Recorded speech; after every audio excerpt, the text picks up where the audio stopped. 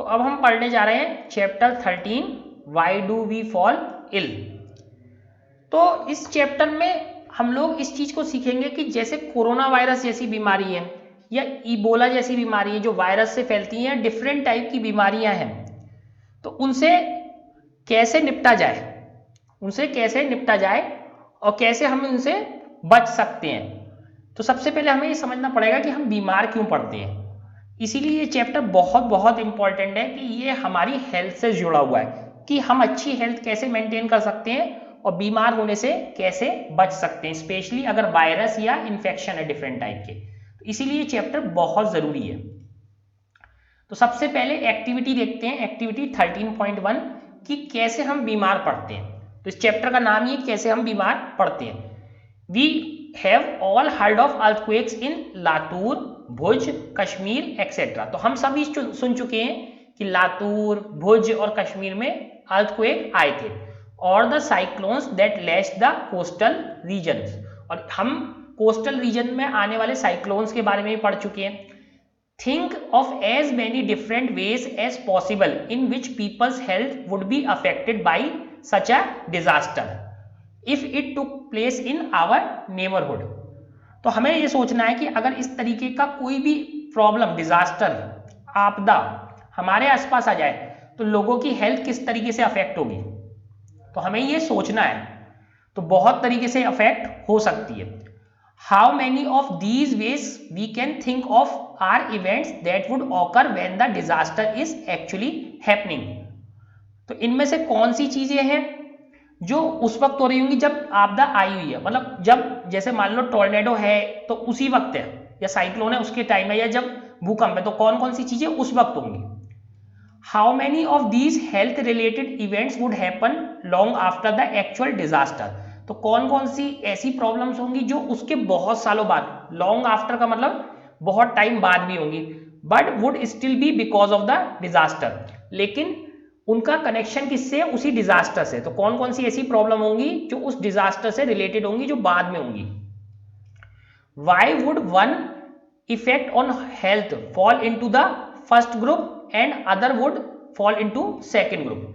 तो क्या रीजन था कि ये जो भूकंप आए, क्या रीजन था जो भूकंप आए उसमें से कुछ प्रॉब्लम्स तो इमीडिएटली शुरू हो गई जब वो आ रहा था उसी के दौरान, और कुछ सारी प्रॉब्लम्स बाद में शुरू हुई। तो क्या क्या रीजन थे कि कुछ सारे उसी वक्त थी और कुछ सारी प्रॉब्लम्स बहुत बाद में शुरू हुई। बहुत बाद का मतलब 1 साल बाद, 2 साल बाद, लेकिन वो किसकी वजह से थी, वो उसी भूकंप की वजह से थी, या उसी साइक्लोन की वजह से, या उसी टॉर्नेडो की वजह से थी। इस तरीके से हमें सोचना है कि कौन कौन से उसी वक्त आपदा के टाइम पे इफेक्ट करती हैं चीजें और कौन सी बहुत बाद में इफेक्ट करती हैं।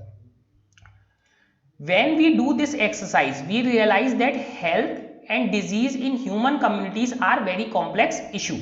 तो जब भी हम ये एक्सरसाइज करते हैं तो हमें पता चलता है कि ह्यूमन कम्युनिटी में जो है हेल्थ और डिजीज वो बहुत ही कॉम्प्लेक्स इशू है, सिंपल नहीं है, वो चीजें सिंपल नहीं है बिल्कुल भी।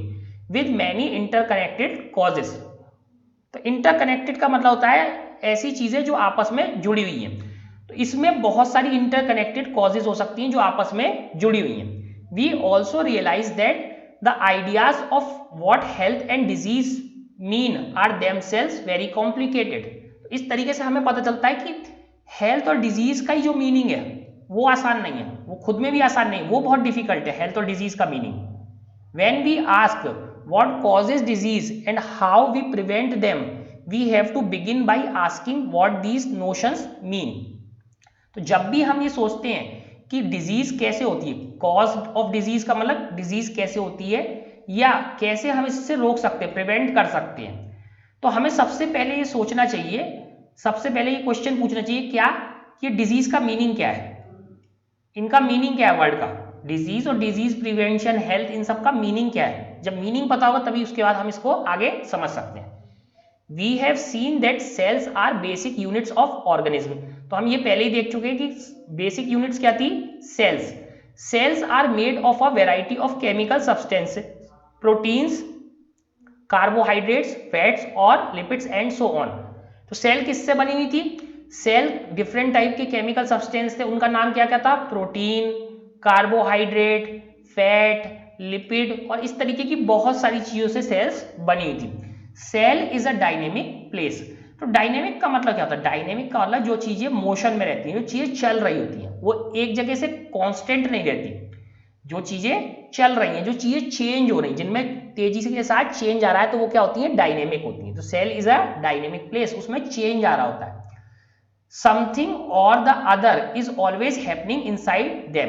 तो उनके अंदर हमेशा कुछ ना कुछ हो रहा होता है, तो इसीलिए डायनेमिक है, क्योंकि उनमें कोई ना कोई चेंज आ रहा होता है। Complex reactions and repair goes on inside cell. तो बहुत कॉम्प्लेक्स रिएक्शन चल रही होती हैं या रिपेयर चल रही होती है इन सेल्स में। New cells are being made, नई सेल्स क्या हो रखी हैं? बन रही होती हैं। इन आवर ऑर्गन्स और tissue there are various specialised activities going on. The heart is beating, the lungs are breathing, the kidney is filtering urine, the brain is thinking. तो इसी तरीके से जैसे सेल्स में हो रहा है, तो इसी तरीके से हमारे ऑर्गन्स और टिश्यू में क्या हो रहा था? उसमें भी बहुत सारी एक्टिविटी चल रही थी। तो कैसे ये स्पेशलाइज्ड एक्टिविटी है? क्या स्पेशलाइज्ड एक्टिविटी है? जैसे हार्ट बीट कर रहा है, लंग क्या कर रहे हैं? ब्रीथ कर रहे हैं, किडनी क्या कर रही है? वो यूरिन को फिल्टर ही कर रही है किडनी, और ब्रेन क्या कर रहा है? सोच रहा है। तो इस तरीके से डिफरेंट एक्टिविटी चलती चली आ रही है, डिफरेंट एक्टिविटीज चल रही हैं। All these activities are interconnected. ये सारी की सारी एक्टिविटीज कैसी हैं? जुड़ी हुई हैं। For example, if the kidneys are not filtering urine, तो कैसे कनेक्टेड है? तो हम एक एग्जाम्पल देख रहे हैं। अगर किडनी खराब हो जाए और वो फिल्टर ना करें यूरिन को, किडनी यूरिन को फिल्टर करना बंद कर दे, तो क्या होगा? Poisonous substances will accumulate. तो हमारे ब्लड में क्या होगा? तो पॉइजनस सब्सटेंस, जहरीले जो सब्सटेंस है, वो एक्यूमुलेट का मतलब इकट्ठे होने स्टार्ट हो जाए। एक्यूमुलेट का मतलब इकट्ठे। Under such conditions the brain will not be able to think properly.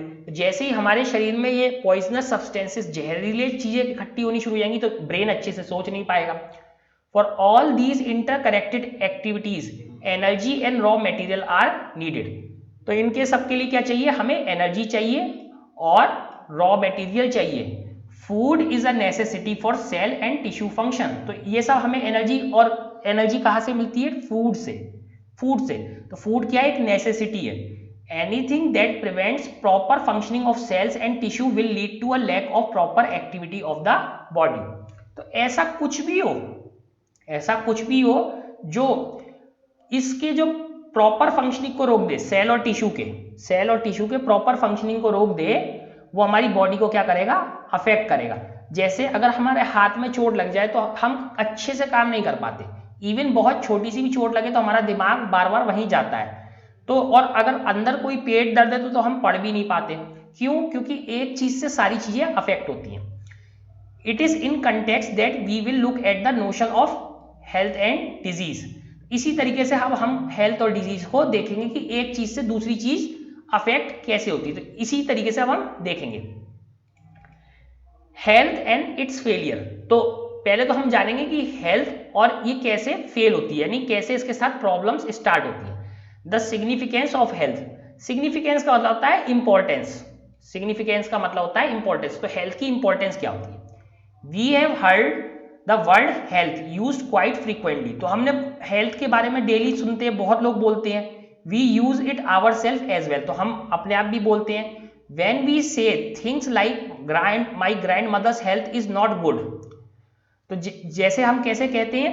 जैसे कि हम कई बार ये कहते हैं कि my grandmother's health is not good, तो मतलब उनकी हेल्थ अच्छी नहीं है, उनकी तबीयत खराब है।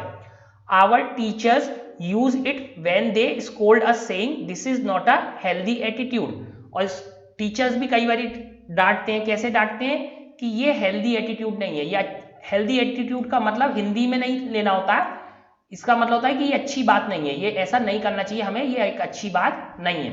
What does the word health mean? तो इसमें हेल्थ का मीनिंग क्या है?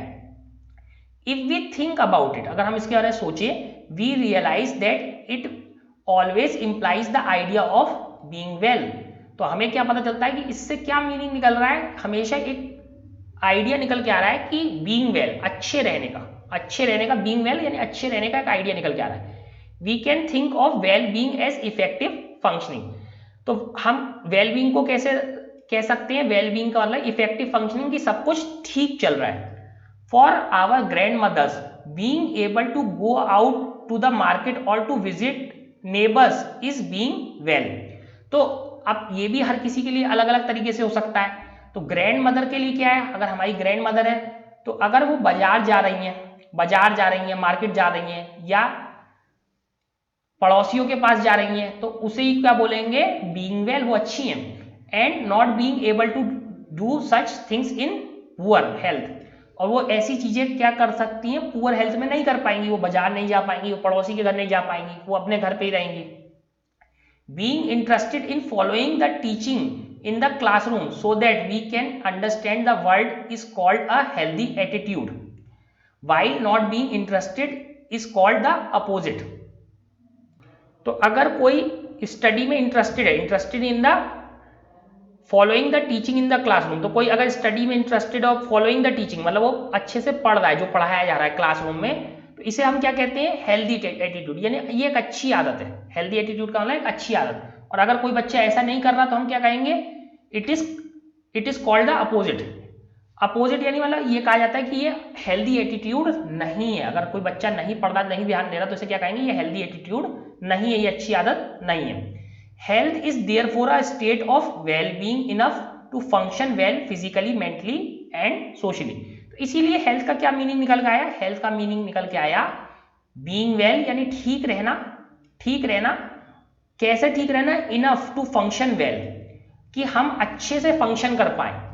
कैसे फंक्शन कर पाए, फिजिकली जो हम बॉडी से करते हैं, मेंटली जो दिमाग से फंक्शन करते हैं, और सोशली जो समाज में हम जो फंक्शन करते हैं, अगर वो हम अच्छे से कर पा रहे हैं तो हम हेल्दी हैं।